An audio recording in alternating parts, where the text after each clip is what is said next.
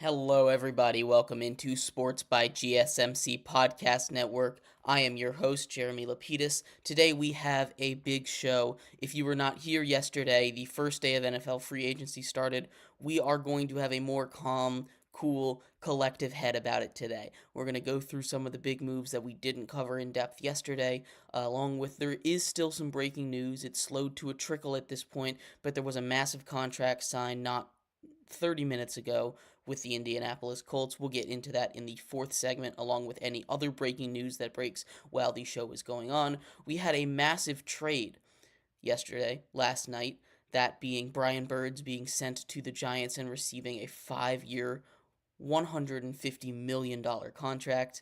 There is a lot of money there. We'll break that trade down, winners, losers, as well as some other minor trades that happened yesterday. And in segment one, we are going to talk about the running back market. The running back market, which has done a complete 180 since last season. We've seen guys now, I believe 5 or 6 guys get signed, traded, or moved in the last in the last 24 hours. So we're going to go over the running back market a lot. I find that really fascinating to see how it's working. And then we're also going to talk a little bit about where Justin Fields stands right now. After that first day when 4 or 5 quarterbacks went off the boards to 4 or 5 quarterback needy teams, where does that leave Justin Fields? Does he even have a place to be a starter anymore? We'll answer all that in just a little bit, but before we get too far into it, remember that if you would like to be an even bigger part of the show than you already are, all you need to do is go to gsmcpodcast.net. Again, that link is gsmcpodcast.net. Leave a tip or donation with a message. That message will pop up on the bottom of the screen there. We'll have a little talk about what you had to say. Your message will be there for everyone across all platforms to see: YouTube, Twitch, X, everything like that. We'll have a little conversation. We appreciate anything that you do give. Again, that link to leave a tip or donation is gsmcpodcast.net. But like I was saying, let's just get right into it. Segment one, we're going to talk about the running back market. And this is something that, at least for me, is the most fascinating part of NFL free agency so far. Of course, you have your major stories with the quarterbacks like Kirk Cousins signing that massive contract in Atlanta, Russell Wilson going to Pittsburgh, a couple other quarterbacks. They're always going to get the headline because the quarterback is a huge position.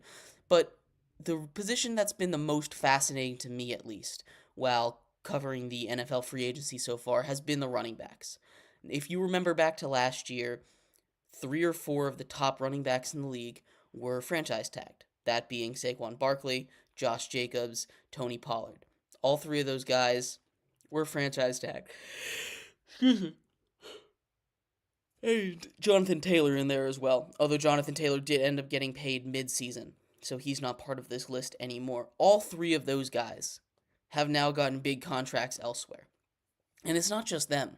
Derrick Henry was a free agent running back. He just got paid today. Joe Mixon got traded. Aaron Jones got signed. There is a lot of guys out there, a lot of running backs specifically. Austin Eckler got signed as well. These are guys that last year would have been thrown to the side, cast away, oh, they're too old. And now they are getting these contracts. Now, they're not massive contracts by any stretch of the imagination, but these are big name guys that are getting contracts. Now, Saquon's was a big contract. I believe it was like 12 and a half a year or something like that. So that's pretty good for him. Everyone else was below 10. And that's kind of what we expected out of the running back market. But the fact of the matter is the running back market is popping. Every single player here is getting signed. And we'll start right there with Saquon. Saquon Barkley got signed by the Eagles, leaves the Giants. There's been a whole Twitter beef about it with him and Tiki Barber. It doesn't matter all that much. But the reason I think the running back market is having this, I guess I'll call it a resurgence, has to do with the fact that it has to do with what Christian McCaffrey did last season. I think the running backs would be in a worse position than they are without Christian McCaffrey. Christian McCaffrey being top 3 in MVP voting, arguably should have been the MVP. I don't think he should have, but you can make that argument, and you could make it convincingly for what he did last season. Christian McCaffrey has saved the running back position for at least a couple years. The running back position was in probably the darkest place it has ever been last offseason. They were being avoided like the plague. Everyone was like, "Oh, you can just get a guy out of college to replace the production." And for a lot of the time, they weren't wrong. They did get these young guys to replace production in a lot of places. Um, but what Christian McCaffrey did really, I think, sheds a light on how important the running back position can be. It's not just a position of run the ball down the middle 20 times a game. It's a very versatile position that can really turn your offense, add a whole new dimension to your offense. I think the running back position, it's never going to be that grind 3 yards in a cloud of dust that it used to be. Nowadays, it's going to be you have these guys that are fast, are athletic, can tote the rock, but also have receiving skills and can make you miss on the edge. Like kind of like a tight end that has more agility, I guess is the way to put it. Because what they have to do, what running backs are asked to do, is crazy. You can't just eliminate that position entirely.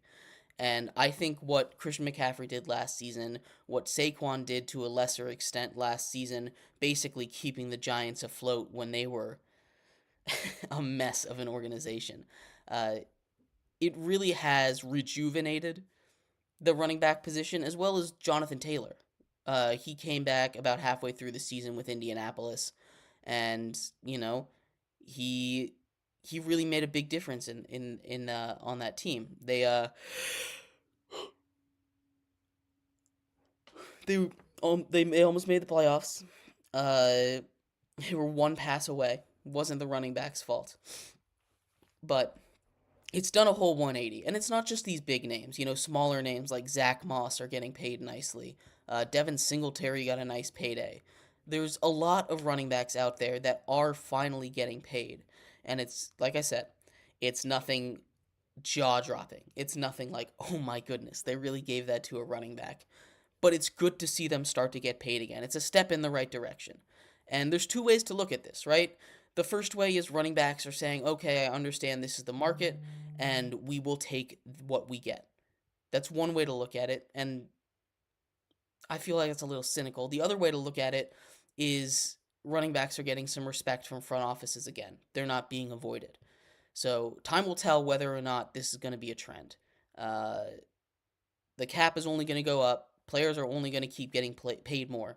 And one thing here about this show, Sports by GSMC Podcast Network, is we're all for players getting paid. No matter what I say, backbone of the message is players get your money. We're here for it. We support the players. But really only time will tell what the running back market is going to turn into, if it's going to be a viable market in the future. It's interesting to see because we're at a pivotal moment. This happens every generation. The game changes and it shifts away from something, and now it's going towards passing.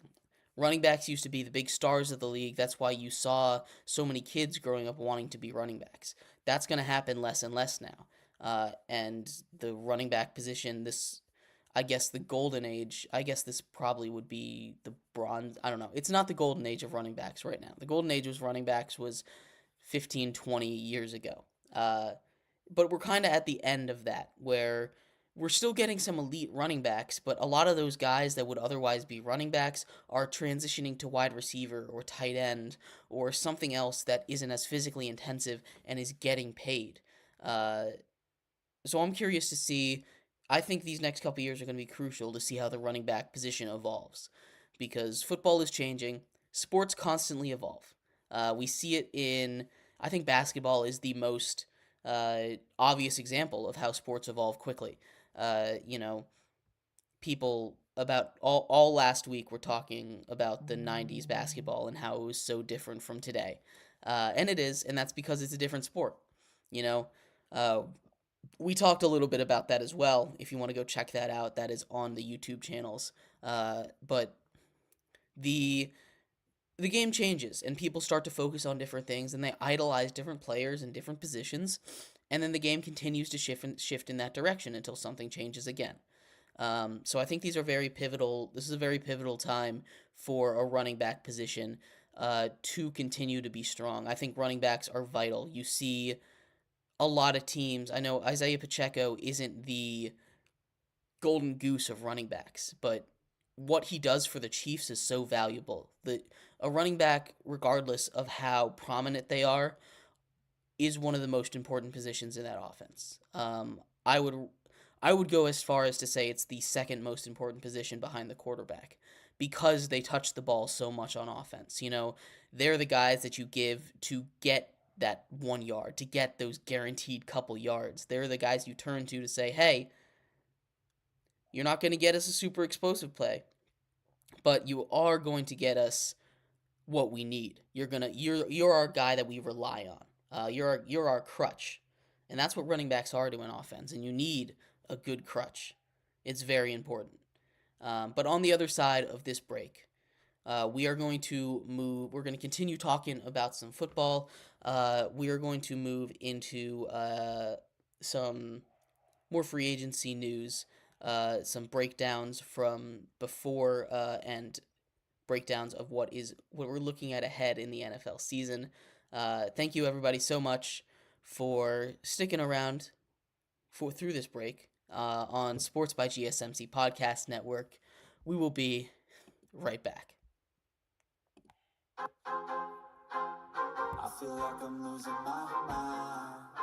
Is everybody in the world blind?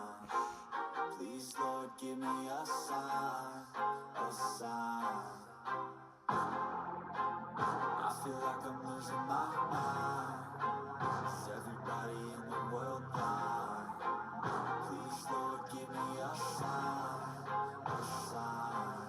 I wanna be the greatest. Everybody on the fake shit. I look around and feel like everybody is the fakest. I make this every day and I'm in shit.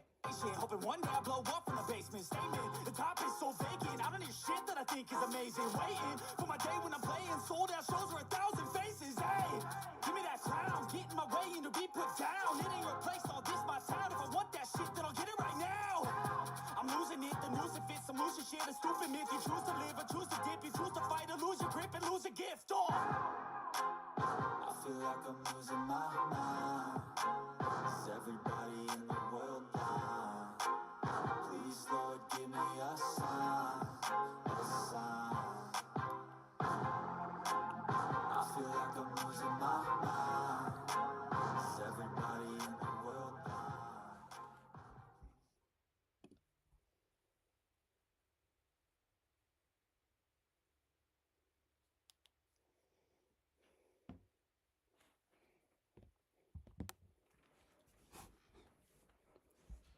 Welcome back, everybody. Thank you so much for sticking with me through that break. If you are just tuning in here on Sports by GSMC Podcast Network, in that first segment, we broke down why I thought the running back market seemingly did a 180 from last year, having to do with Christian McCaffrey and how impactful he was, and that showed the rest of the league that, as well as the talent in this year's draft, that's always going to be a part of it. But the running backs have been paid. Derrick Henry went to Baltimore, and Saquon got paid to go to the Eagles. There's been a lot of movement around the league. So we are all for people getting paid here. In this segment coming up, we are going to break down one of the massive trades that happened yesterday, that being Brian Burns being traded to the New York Giants, what that means for the Panthers, what that means for the Giants as far as look ahead, not just at this season, but seasons to come. What kind of message it sends from each of the front offices. But before we get too far into that, remember that if you would like to be an even bigger part of the show than you already are, all you need to do is go to gsmcpodcast.net. Again, that link is gsmcpodcast.net. Leave a tip or donation. It'll pop up on the bottom of the screen there for you, me, everyone else to see across all platforms, YouTube, Twitter, Twitch, anywhere we are streaming live. We appreciate anything that you do give. And again, that link to tip or donate is gsmcpodcast.net. But like I was saying, we are going to get into one of the two massive trades that happened earlier yesterday. That being Brian Burns, star defensive end from the Carolina Panthers, being traded to the New York Giants. And what makes this move super interesting is that isn't it, it is the context that is around this. Starting off, the compensation for this trade was a second round pick and a fifth round pick to the Carolina Panthers. The Carolina Panthers, who obviously are not a very good team. They're a team that is in full rebuild mode. They went out and they put out a lot to go and get the quarterback that they thought would be the quarterback of their future in Bryce Young, and that obviously did not work. And there's a lot of factors. I'm not ready to cast Bryce Young off yet as a bust, but there's a lot of factors. He definitely had a part in it. The coaching staff had a major part in it as well. Apparently, news broke a couple days ago that they changed the entire playbook a week before the regular season started. So everything that he had done up to then was pointless. So it's not all his fault for the season that he had. But the Panthers were awful either way. No matter how you slice it, no matter who you give the blame to, the Panthers were not a very good team. So Brian Burns, one of the mainstays on that Panthers defense that in all honesty hasn't been that awful. Uh, Now, last year, again, everything was awful for them last year, so the defense was not very good. But Brian Burns has been a stud on that defense for quite some time. Such a stud that 2 years ago, when the Rams were trying to make a Super Bowl run, they offered the Panthers two firsts and a second for Brian Burns.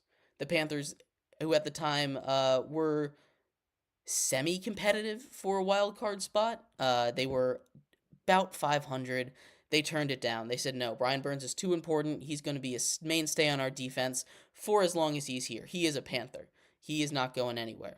And just 2 years later, here we are. Brian Burns has been franchise tagged twice. He almost sat out all of last season. He did threaten to do that and eventually came back and played that first game.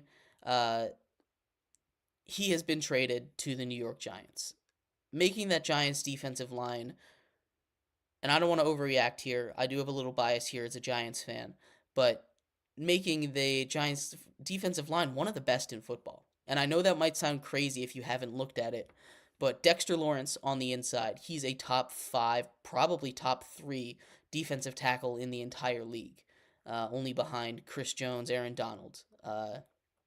He is one of the best. Then you have up and coming pass rusher in Kayvon Thibodeau, who is kind of underrated. He does play for the Giants. He's not the most complete package, but he's very good at getting pressure on the edge. And then you add Brian Burns, who at his peak was a top five pass rusher in the league. Now, last year, again, a lot of that had to do, it wasn't his greatest season, and I think a lot of that had to do with the fact that defenses could just kind of key in on him because the rest of the Panthers were not that big of threats. That defense took a big step back, but you could make the argument that Brian Burns is a top five pass rusher in the league. And for the Giants to get him for a second and a fifth really is huge. Now, the Giants aren't really a team that's competing this season. They have made a couple moves. They lost Saquon Barkley, obviously. That's the big move that's surrounding them. But bringing in a guy like Brian Burns to help shore up that defense is going to be really, really, really big.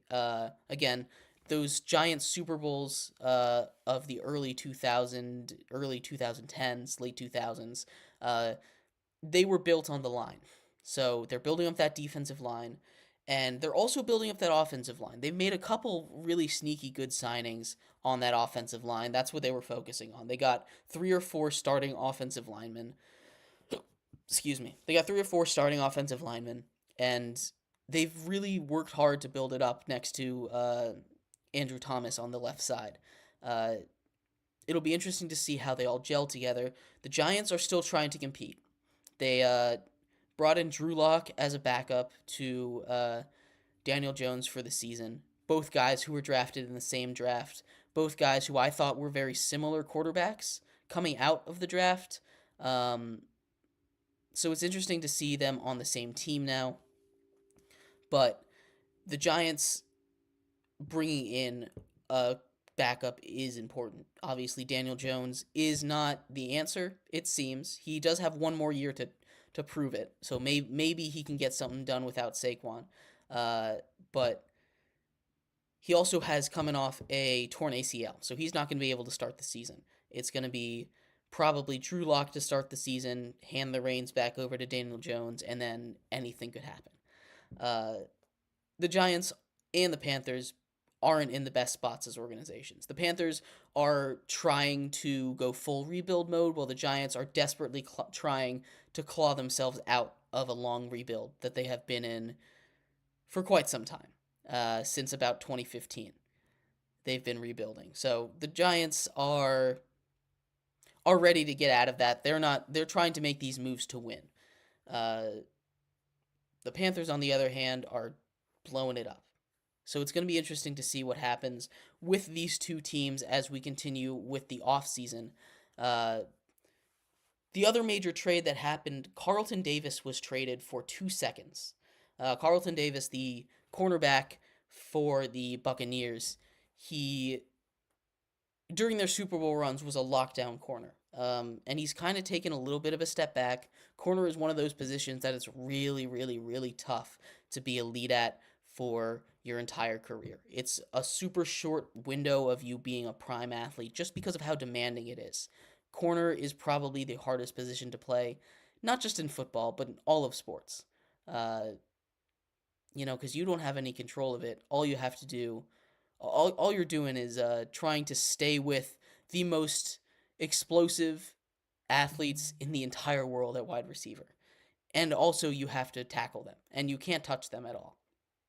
So it's really, really tough to play corner. I respect anyone that does it at a high level, and Carlton Davis is one of those guys. Carlton Davis has proven he is worth it, and he is going to get those 2 first round picks the Bucs are getting is not first, excuse me. Those 2 second round picks the Bucs are getting, absolutely a good trade. I like it for both sides. They weren't going to be able to keep him long term, freeing up cap space so they could pay for that Baker Mayfield and Mike Evans contract, as well as some other players that they still need to pay. Levante David. They did franchise tag Antoine Wells. The Bucs are are trying to figure out that cap situation right now. But the other part of that Brian Burns trade that I realized I didn't talk about is right after it was like a sign-in trade. Picks were traded. Giants gave Brian Burns a 5-year, $150 million contract, making him the second highest paid defensive end in the entire league. 87.5 of it is guaranteed. It's a lot of money. He's probably worth it. He is 26 at this point. This will carry him through his age 31 season, I believe. It's interesting. 150 is a lot for a guy that most people wouldn't classify as a top edge rusher. Now, I think he is one of them. He is up there. You see what he's been able to do on, quite honestly, awful roster. That is the Carolina Panthers. But giving him $150 million right off the bat, I don't know how good of an investment that is. It's a lot of money to give a guy like that. But to get that trade done, I think that was a almost necessity. Otherwise, giving up 2 picks for a guy that you're only going to have for 1 season isn't quite worth it, even if it is just a second and a fifth. Locking him up long term was something that the Giants had to do to even make that trade make any sense, and they were able to do that. So, as much as I do have some holds about how big that contract is, I don't really have that many complaints about it. I think it's a very good contract for both sides. Obviously, $150 million for a player, we're all for that. We love players getting paid here on the show. This is my favorite week. Everyone's getting paid. But for the Giants, locking up a really, really solid guy long term is very important. But yeah, I'd love to hear your guys' thoughts on this trade, the Carlton Davis trade, the Jerry Jeudy trade. I know we talked a little bit about that yesterday. This is there's been just a couple trades so far. Obviously, this has been more about free agents being signed and stuff. In our next segment coming up, we're actually going to talk about another trade. Justin Fields. I know we've talked about this to death, and a lot of you guys are are going to be like, "Ugh, this again, Justin Fields," but no. There's been a couple new developments. Obviously, free agency has gone wild in its first 24, 48 hours of being open. But the there's running out of space for Justin Fields to go in. So we'll talk about that in our next segment. Comment from Crazy Dude. Giants division contenders. I do not think they're division contenders. They still have the Eagles and the Cowboys in that division, and their quarterback situation is a mess. They've just lost their best player on offense. I just think getting a guy like Brian Burns and locking him up is something that's huge for that team. Keeping that guy invested in your team, especially if you're going to give up two picks for assets, uh, it's it's not quite the it's not quite the move. But anyway, stick around. In our next break, in our next segment, we're going to talk a little bit about Justin Fields, the moves that have affected him and his trade stock, as well as in the segment after that, we're going to be covering just some breaking news. There's already been 3 or 4 free agent signings that have happened while we're talking, so we're going to go through all of those in our fourth segment, so we're not interrupting each segment as it goes in. But thank you everyone so much for tuning in so far to Sports by GSMC Podcast Network. We will be right back.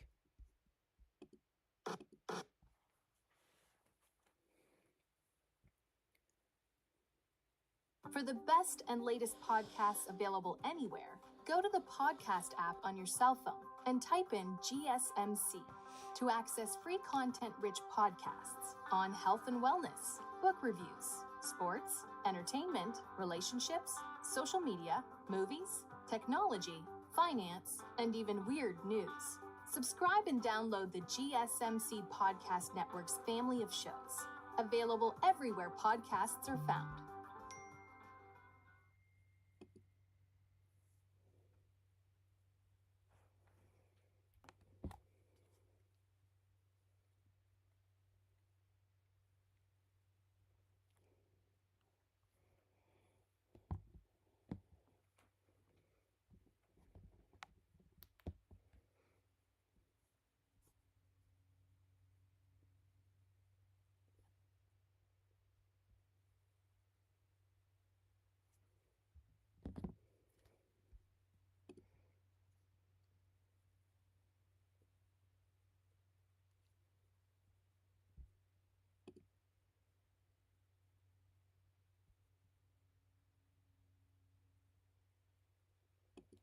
Welcome back, everybody. Thank you so much for tuning in. If you were just tuning in, you missed a good first half of the show. We started off our show talking about the running back market, how it has done basically a complete 180 since the beginning of last season, when all the running back craze of, oh, you can't pay a running back, really took the public by storm.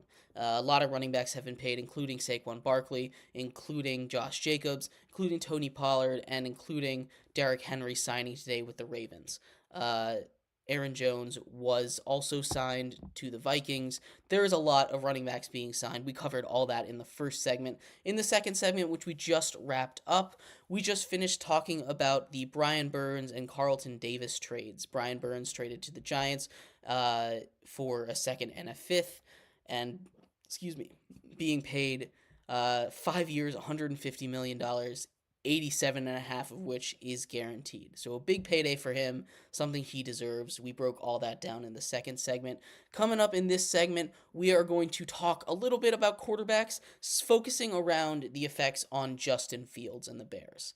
It's been a really interesting situation with them. Obviously, it's been developing all season, but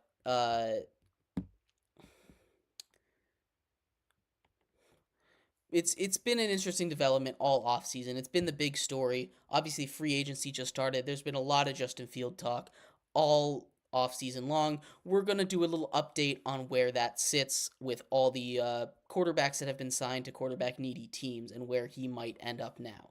But before we get into that, remember, if you would like to be a bigger part of the show than you already are, all you need to do is go to gsmcpodcast.net. Leave a tip or donation. A message will pop up on the bottom of the screen for you, me, everyone else in the world to see that is watching. That includes people on YouTube, Twitch, Twitter, X, whatever.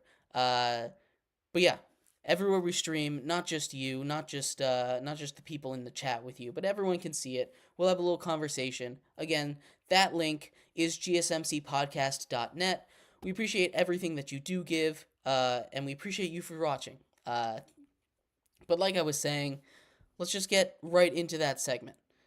Justin Fields, the Justin Fields saga. I'm going to give you a brief synopsis, and then I'm going to give you where we're at. For those who have not been following, I don't know if you have been following football at all, but if you have, you probably know at least the basics of this.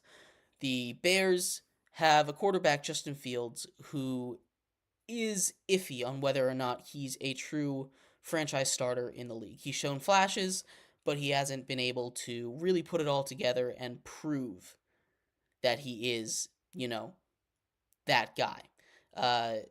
But the Panthers traded their number one pick to the Bears this year to draft Bryce Young after a very similar situation was happening last offseason. They chose Justin Fields. This offseason, they have the number one pick again, and they're choosing between a prospect in Caleb Williams, who is generational, and Justin Fields, who has been their quarterback, has a lot of fan support and a lot of team support throughout the league. It's been an interesting situation. There's a lot of rumors that where he could have gone, and the big teams that needed quarterbacks that seem like they'd be good fits are seemingly all off the board now. Obviously, the biggest fit and the biggest rumor for him, where he was expected to go, was the Atlanta Falcons. The Atlanta Falcons have now filled their hole at quarterback, signing Kirk Cousins to a 4-year deal. Kirk Cousins is coming off a torn Achilles, excuse me. I don't think it'll affect his game too much, simply because he's not a very mobile quarterback. As long as he can step and generate power, it should be fine. And I know that's not always what happens when you're coming off an Achilles, because the Achilles helps you with that twist motion. It helps you plant your feet and make those moves. So we'll have to see how he heals, but I think he'll be just fine. He is a little older, 35, but if he's there, the Falcons have a quarterback who is arguably top 10. He's never been the most exciting guy, but he's always gotten the job done. He's always been a top of the league quarterback, top half of the league quarterback, no matter where he goes, whether that be Washington or Minnesota. He's always had these teams competitive. And for a team like the Falcons that hasn't really had that in a long time, after dealing with a season with Taylor Heineke and Desmond Ridder, it's going to be a huge step up for them. So that takes the Falcons off the board. The second spot that he was rumored to go to was the Pittsburgh Steelers, who went out and got the other big prize of free agency in... There we go. We were just talking about it. Levante David got signed. We'll talk about that in the next segment. Like I said, all the news that has been broken, we'll talk about in the fourth segment. Sorry, I've been really trying to keep to that rule, but we just talked about that. Anyway, the Steelers signed the other main prize, if you can call that, of the quarterback market in Russell Wilson. Russell Wilson, who is coming off not the greatest season, but it was a pretty average season. You look at the numbers, he didn't turn the ball over too much, and him going to a team like the Steelers, he doesn't need to be amazing. They made the playoffs last year with the combination quarterback play of Kenny Pickett and Mason Rudolph. So it's not a team that needs the greatest quarterback plays. That defense is one of the best in the league, and it continues to be under Mike Tomlin, that culture that he has made. I'm curious. That's the part that I am unsure about. If he can be able to listen to Mike Tomlin, I think they're going to be fine. But Russell Wilson had a lot of rifts with the coaching staffs, not just in Denver with Sean Payton, who clearly did not like Russell Wilson, but even in Seattle a little bit. It was masked by the fact that they were winning. But there were there were a bunch of stories over there about Russell Wilson being a not agreeing with Pete Carroll. So there's not really a lot of spots left. The other big spot that I've seen out there is the Raiders, and the Raiders are an interesting one. I don't think they're out of the question in that Justin Fields market, but they did sign Gardner Minshew. They brought Gardner Minshew in, a guy who he was a starter his rookie year in Jacksonville, and then they drafted Trevor Lawrence, and he was relegated to be a backup. He went to Philly. Was a solid backup, and then he was the emergency starter for Indy last year, and he almost led them to a playoff spot. Uh, just a dropped pass away from leading them to a playoff or a berth. Gardner Minshew is a very interesting quarterback where he's good when he's on the field, but he reminds me of Tyrod Taylor, a guy that wins but isn't the guy you want leading your franchise. Tyrod Taylor is another guy that's been very successful as a backup. He was just signed to the Jets for some pretty solid money as well. But he and Gardner Minshew are very similar to me in the role that they kind of fit on a team. So he goes to the Raiders. He's competing with Aiden O'Connell, who took the reins at the end of last season. They cut Jimmy Garoppolo, which I don't know where he's going to end up, if he's going to end up somewhere. There's a lot of quarterback questions out there still. But the Raiders still, I think, have a chance of maybe trading for Justin Fields. Like I was saying, they have Gardner Minshew, who, if I had to close my eyes and pick one right now, he would be the starter there. I don't really love what Aiden O'Connell brings to the table. I know he won a couple games last year, and he was just a rookie, but he's not really my favorite kind of quarterback prospect. So there's going to be a quarterback battle there, and I'm not sure if they want it to be a three-way battle bringing in another guy like Justin Fields, especially having invested so much in that position already. You know, you gave Gardner Minshew a 2-year, $25 million contract, and you drafted Aiden O'Connell last season. There's still a possibility that they could draft another quarterback. It doesn't seem that likely because the Broncos are ahead of them, as well as some other quarterback-needy teams that seem like they're going to draft a quarterback. But there's a lot of options there for the Raiders to do. They're still in contention. The other two teams that I think have a shot or make sense to trade for Justin Fields are the Broncos, who most likely are going to draft a quarterback. They seem to have their eyes dead set on J.J. McCarthy, and they are probably the team that's going to be able to get him. I'm not a big fan of J.J. McCarthy. I'd much rather have Justin Fields, but that's a topic for a whole nother day. We are on Justin Fields and where he can go.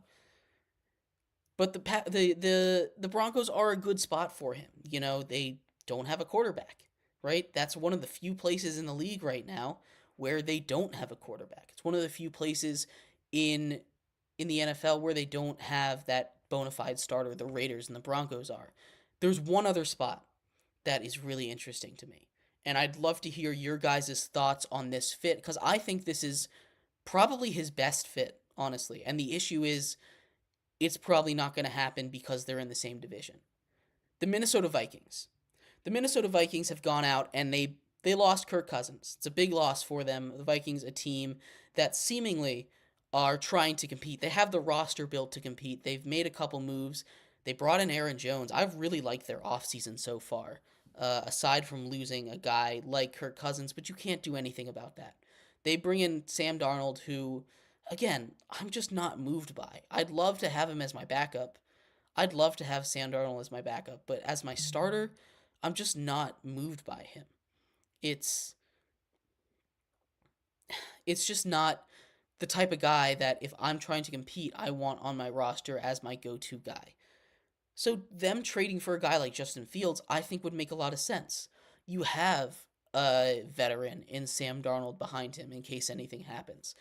But more than that, you put Justin Fields in an offense with those kind of weapons, with Justin Jefferson, with Jordan Addison, with Aaron Jones in the backfield. That offensive line is really solid, and the wheels that Justin Fields has with that Kevin O'Connell offense, they're going to really be able to open it up. Kevin O'Connell comes from, I believe, the Sean McVay tree. And, I mean, we've seen what that tree is able to do with those special talent quarterbacks. Obviously, Sean McVay has Matthew Stafford right now, but if I was Justin Fields, if I was the Bears, I wouldn't. If I was the Bears, I wouldn't want to trade him to the Vikings because they're in division. But I think that's just the best fit for him. You take a look around the league. Where else is he going to go? You know, the Raiders and the Broncos are both options, but they're both seem like they've invested too much or are dead set on another option. You know, and the other two big teams that were rumored to be in on him, the Steelers and the Falcons, have already found their quarterback for next season. So it kind of puts the Bears and Justin Fields in a no man's land because the Bears are still doing their due diligence on Caleb Williams. They seemingly haven't made a decision yet. They're going to go to his pro day. They're going to have him up for a visit. They're doing the full evaluation, which I understand. This is not a decision to be made lightly. This is not a decision to be like, oh, I think I like that guy better. This is change the face of your franchise level decision making. And you have to get this right if you don't want to get set back another 5 years. Either way, if you get it wrong, it sets you back 5 years. If you get it wrong and Justin Fields is the right answer and you go with Caleb Williams, you're stuck with a worse quarterback for 4 years. If you do decide to keep Justin Fields and it turns out Caleb Williams was the right choice, you just have to live with that fact for the 15 years he's in the league, and you have to wait until Justin Fields' contract is tradable because he's going to have to get signed after next season. It's not a situation that I envy the Bears for. They are in a tough spot, but the Vikings are one of those last teams in the NFL that I think have a fit for him, at least as a starter.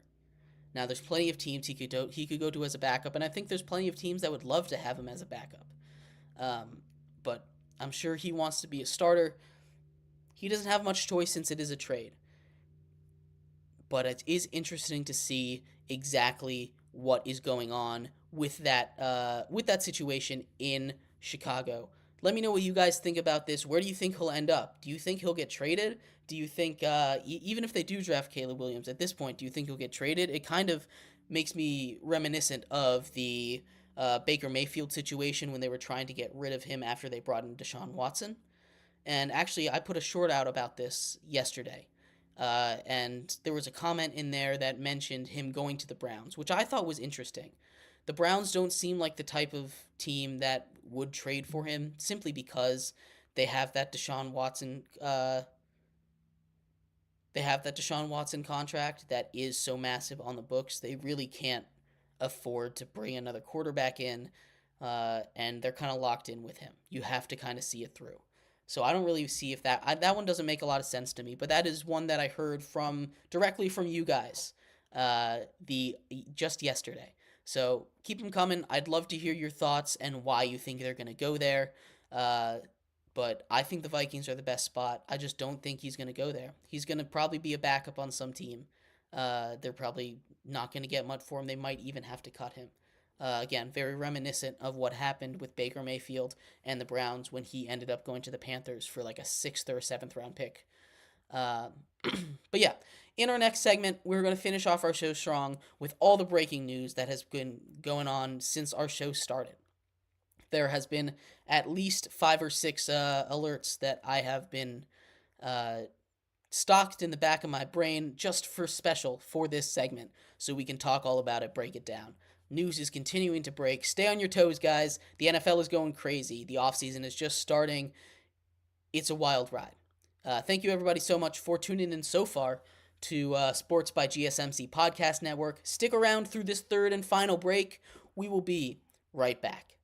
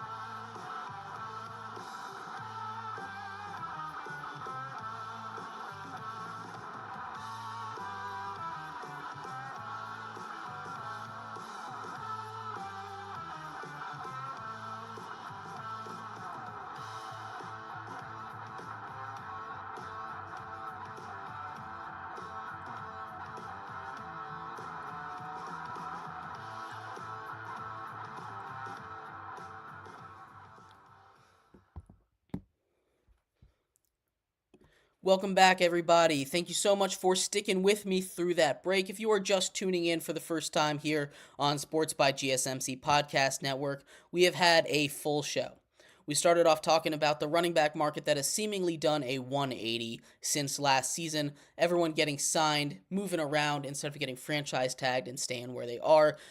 It's been crazy to watch. A lot of people, a lot of familiar faces, and a lot of new places. So that's going to be very exciting to see next season. We talked a little bit about some of the massive trades, including Brian Burns being traded to the Giants for a second and a fifth and getting that massive 5-year, $150 million contract. And in our third segment, we just finished talking about the quarterback moves and how it affects our good friend and buddy, Justin Fields, a guy that has gotten so much airtime around the entire NFL media and this show. Very interesting situation that the Bears find themselves in with that, so go check that out. And in this segment, like I was saying, there has been lots of breaking news. And when I say lots of breaking news, I mean enough to make a whole segment out of it. While we have been doing our show, and while we were doing prep for this show. So we're going to throw that all in to segment 4 here.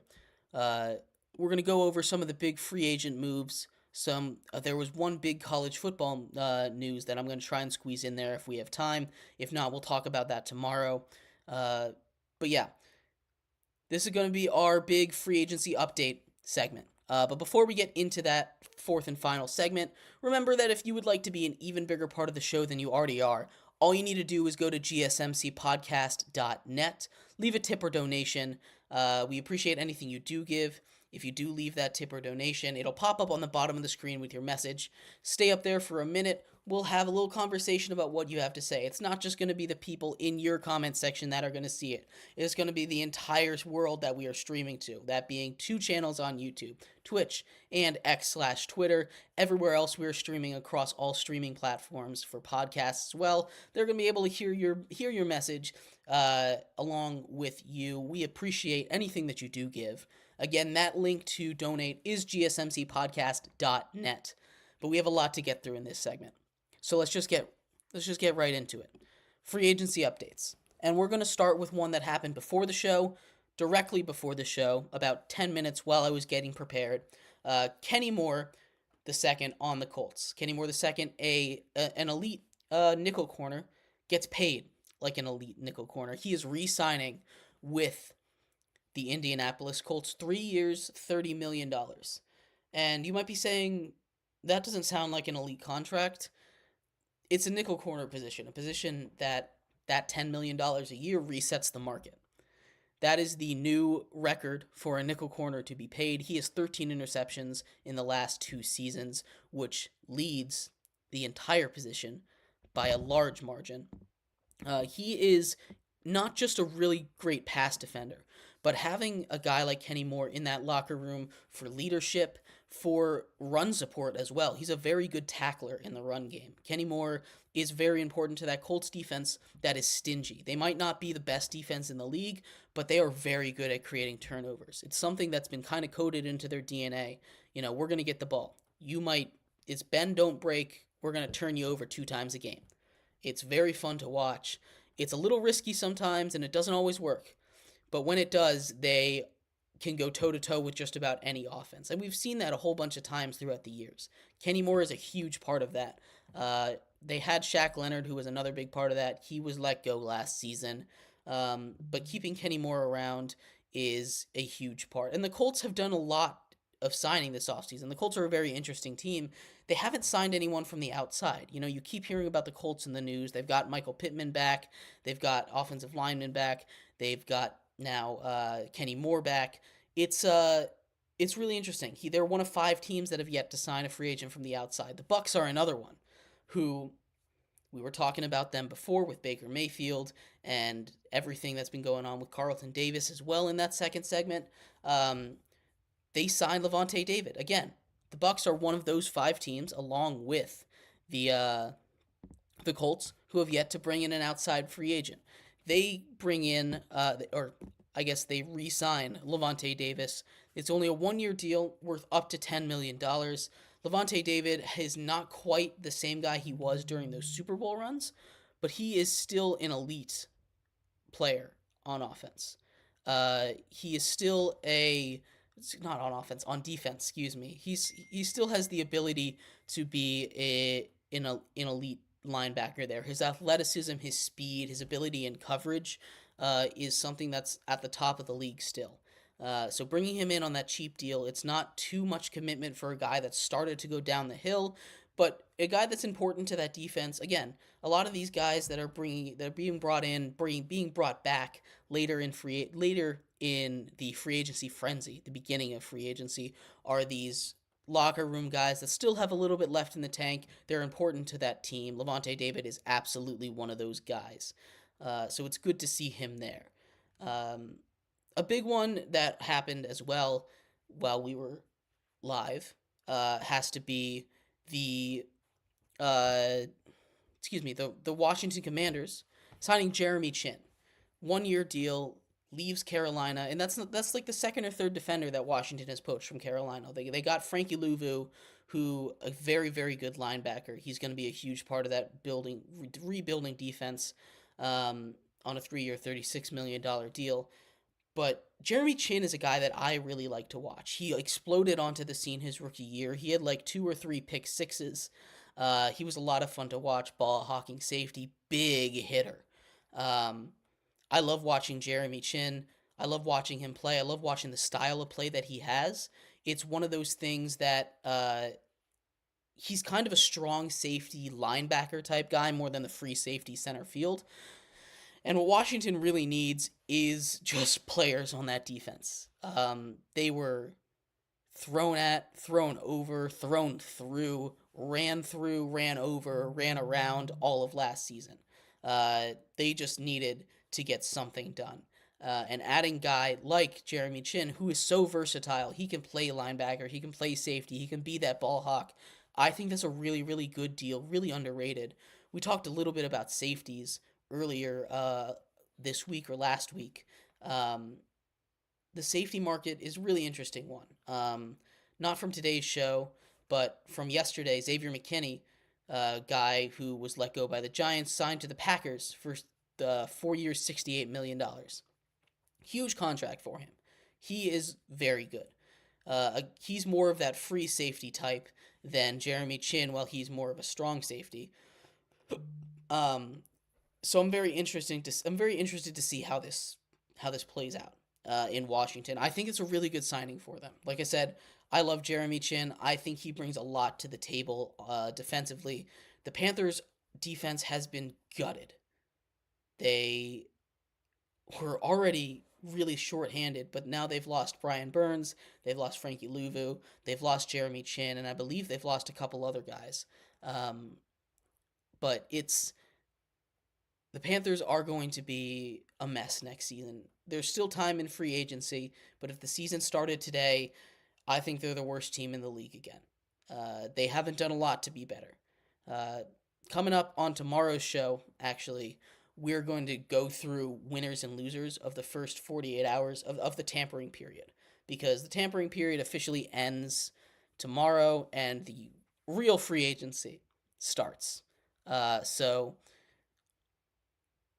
it's really interesting, the distinction between them, but we're going to do a breakdown, who won, who lost, coming up tomorrow. I'd love to hear your guys' thoughts on some of these moves. Tune in tomorrow. We're going to do a whole lot of that, breaking down team by team, winners, losers, stuff like that, as well as any other breaking news that happens later tonight. That college football news that I teased earlier, we're going to go over tomorrow as well, that having to do with revenue split for the college football playoffs. We'll talk about all that tomorrow, but thank you everybody so much for tuning in to today's episode of Sports by GSMC Podcast Network. I've been your host, Jeremy Lapidus. I appreciate all of you guys for tuning in and sticking around. We will be back tomorrow, same time, same place. Hope you have a great rest of your day. I'll see you then. Bye-bye.